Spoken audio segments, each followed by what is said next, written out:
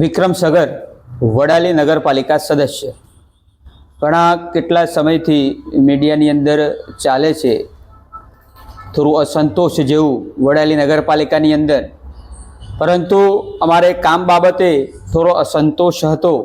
તે બાબતે અમે 12 સદસ્યશ્રીઓએ લેખિતમાં પોતાની સહીથી ચીફ ઓફિસરશ્રીને જાણ કરી હતી કે અમારા જાણ બહાર કેટલાક કામો નક્કી કરવામાં આવી રહ્યા છે, તો તેની જાહેરાત ન આપવામાં આવે।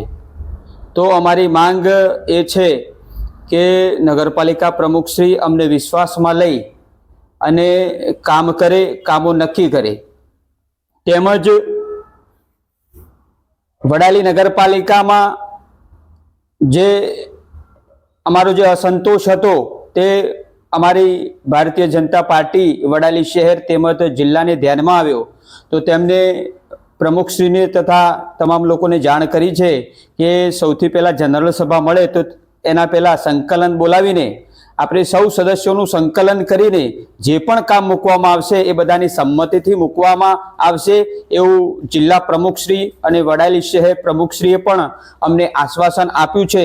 તો અમારા જે આવનાર સમયમાં થોડા સમયની અંદર ચૂંટણી પણ આવી રહી છે પાલિકાની, ત્યારે બધા જ સદસ્યશ્રીઓને એ સરખો ન્યાય મળે એવો અમારો આશય છે।